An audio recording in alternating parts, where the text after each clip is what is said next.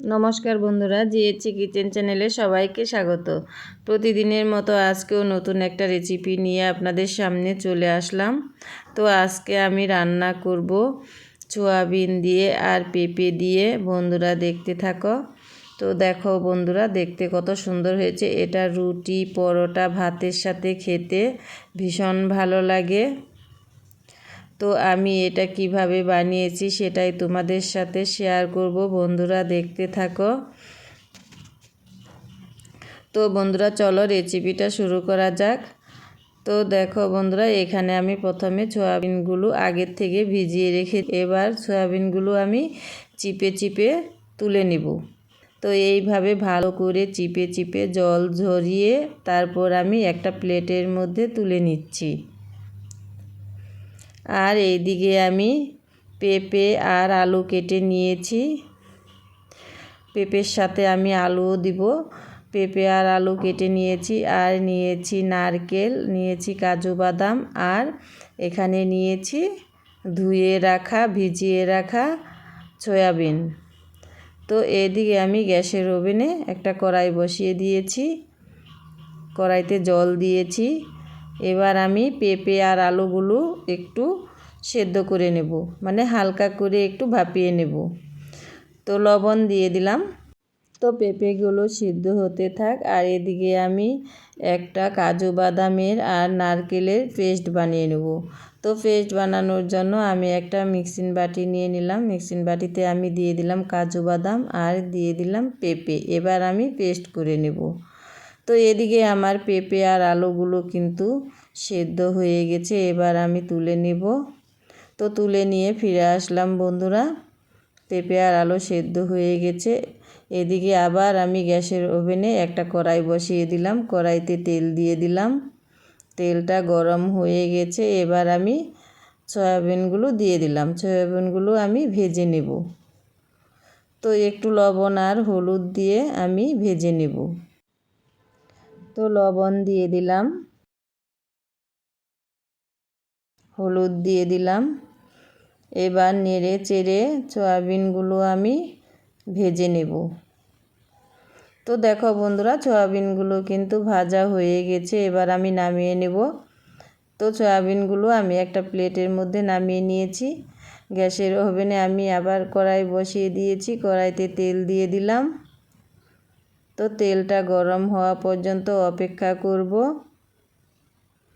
তো তেলটা কিন্তু গরম হয়ে গেছে। আমি আলু আর পেঁপেগুলো ভেজে নেব। তো আলু আর পেঁপে দিয়ে দিলাম। দিয়ে একটু নেড়ে চেড়ে এর মধ্যে আমি দিয়ে দেব লবণ আর হলুদ। ওই একইভাবে আমি লবণ আর হলুদ দিয়ে ভেজে নেব।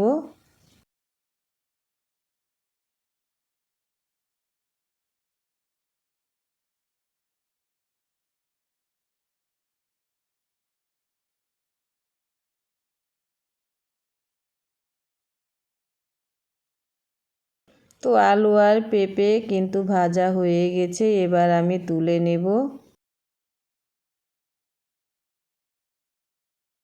তো আমি একই জায়গায় ওই একই প্লেটে আমি আলু আর পেঁপেগুলোও তুলে নিলাম। তো এদিকে আমি একটা মশলা মিক্সড করে নেব। এর জন্য আমি নিয়েছি একটা বাটি। বাটিতে দিয়ে দিলাম আমি লঙ্কা বাটা, তারপর দিয়ে দিলাম জিরে বাটা, দিয়ে দিলাম হলুদের গুঁড়ো আর দিয়ে দিলাম লবণ। এবার একটু জল দিয়ে আমি চামচ দিয়ে মশলাটাকে মিশিয়ে নেব।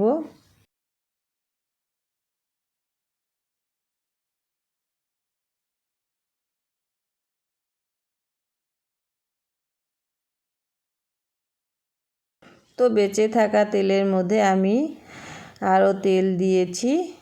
তো তেলটা গরম হয়ে গেছে। এবার এর মধ্যে দিয়ে দিলাম আমি তেজপাতা আর শুকনা লঙ্কা, তারপর দিয়ে দিলাম গোটা জিরে।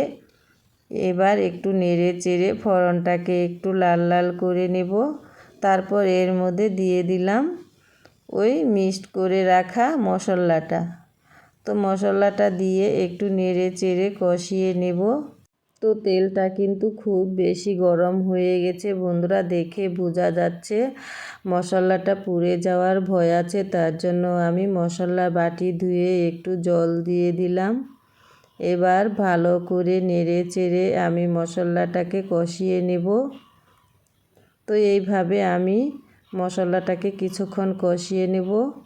তো দেখো বন্ধুরা, মশলাটা কিন্তু প্রায় কষানো হয়ে এসেছে। এর মধ্যে আমি একটু হিংস দিয়ে দিলাম আর দিয়ে দিলাম একটু লাল লঙ্কার গুঁড়ো, 1 চামচের মতো আমি লাল লঙ্কার গুঁড়ো দিয়ে দিলাম। এবার একটু ভালো করে নেড়ে চেড়ে কষিয়ে নেব।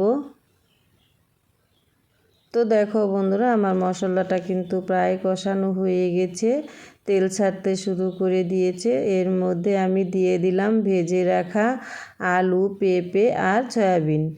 এবার সমস্ত কিছু দিয়ে আমি খুন্তি দিয়ে নেড়ে চেড়ে ভালো করে মিশিয়ে নেব। তারপর আমি খুব ভালো করে কষিয়ে নেব।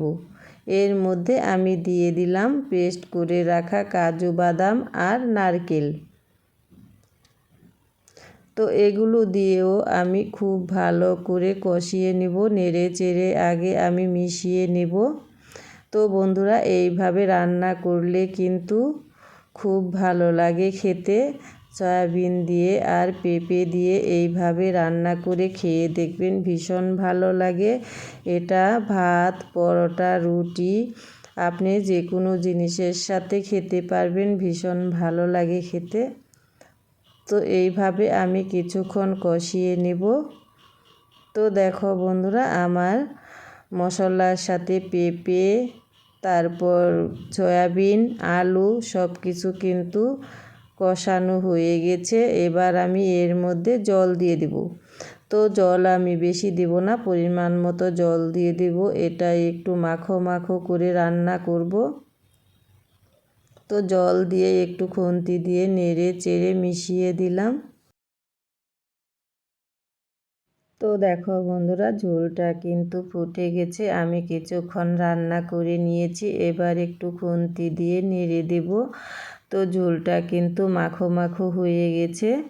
তো আমার সয়াবিনের তরকারিটা কিন্তু প্রায় হওয়ার মধ্যে, আমি আর কিছুক্ষণ রান্না করে নিব।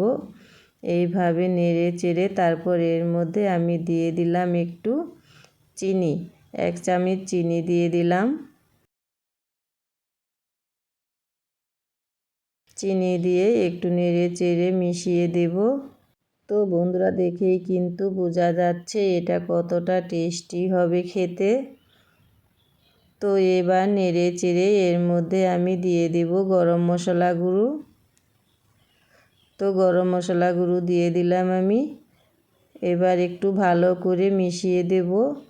তো বন্ধুরা, আমার সয়াবিনের ঝোলটা কিন্তু রেডি হয়ে গেছে। এবার আমি নামিয়ে নেব। বেশি ঝোল রাখিনি, মাখো মাখো করে রান্না করেছি। তো দেখো বন্ধুরা, আমি একটা প্লেটে সার্ভ করে নিচ্ছি।